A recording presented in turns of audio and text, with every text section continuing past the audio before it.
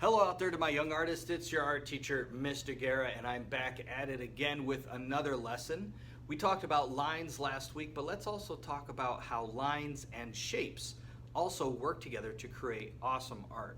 Now, there's all different kinds of lines that I bet you already know about. There's zigzags and swirls, and there's vertical lines, diagonal lines, horizontal lines.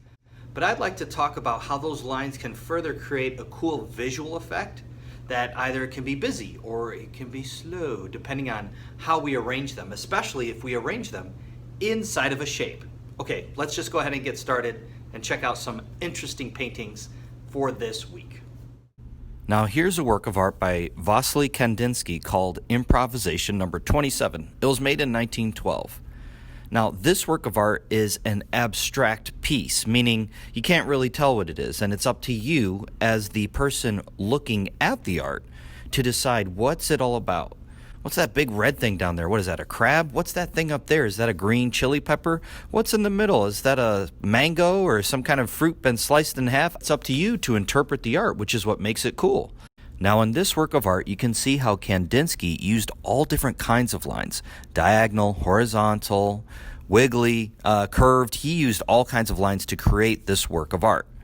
Now let's check this one out. This one's by Jonathan Borofsky. It's called Self-Portrait with Big Ears, Learning to be Free. Find the lines that are long and short in this one. Find the lines that are thick and thin. Do you see any lines that kind of have like a rough edge or that look smooth? And where do you see lines that move in different directions?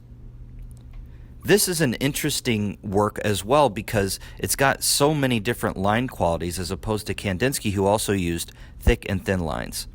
So let's look at them together. Both artists used a variety of lines. What do you think is the difference between these two works of art?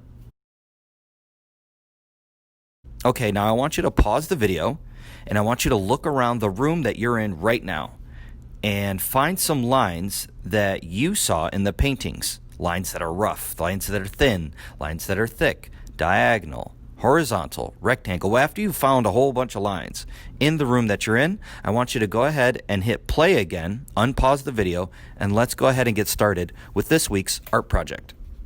For today's art project, we're going to draw two leaves and we're going to fill them with all kinds of colorful lines and shapes. This is going to create the overall look of visual interest. And as you can see, we're also going to use lines to outline again and again and again the leaf shapes, which really fills up the paper. So what you're going to need is a sheet of paper and a marker. I'm going to use a Sharpie, but you can feel free to use a pencil, a pen, a marker, whatever it is that you have at home. Even if it's crayon, it's completely okay. I want you to use whatever it is that you have right there with you. Also, before we get too much further into this project, if free drawing these leaves is a little bit difficult for you, a little too challenging, no problem. I have put into the resources folder a template where the leaves are already drawn for you, so all you have to do is fill it in with lines. Okay, so let's start by drawing the stem of the first leaf, which is just going to be a really skinny stick, a really skinny rectangle. Then we're going to curve up and to the left 2 times. The top of the leaf is kind of like the head of a ghost. Ooh. And then we're going to do another 2 times on the right side of the leaf, coming all the way back down to the stem. Then draw a single line that goes straight up. A pair of diagonal lines from the center line all the way out to the top, middle, and bottom parts of the leaf. Now here's what's great about video lessons. If I'm going too fast at all, of course you can pause the video and then catch up. The important thing here is not to try to keep up, but just to have fun.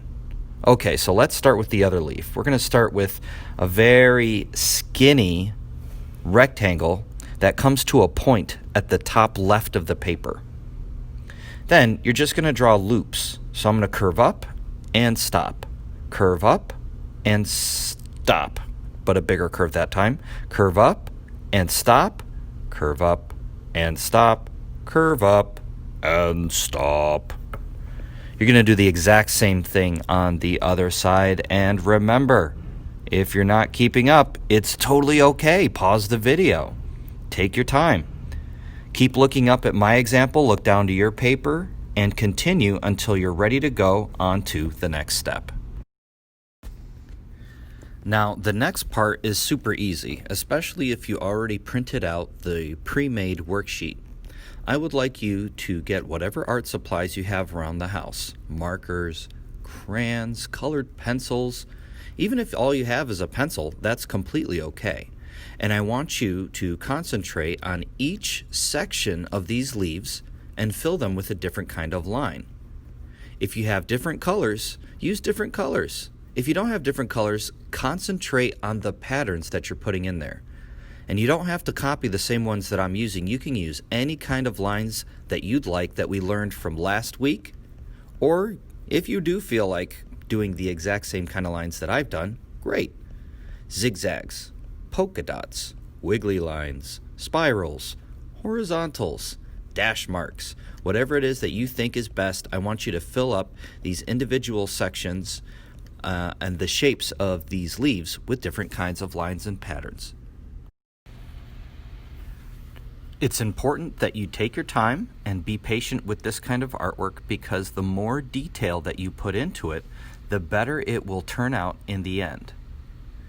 And let's not forget that once you're done filling in all of the patterns, I want you to very carefully trace bubbles around both leaves until you've completely filled in the paper. And there you have it. Some lines are slow, some lines are busy, and when they're put into shapes, they can create interesting artistic effects. What other shapes do you think that you could create and fit lines into those? If you have some unique and interesting ideas, I sure would love to see pictures sent to me right in Schoology, so go ahead and submit your artwork so I can check it out. I'm looking forward to see what you come up with. That's all I've got for this week. This has been your art teacher, Mr. Guerra, and I will see you all next time.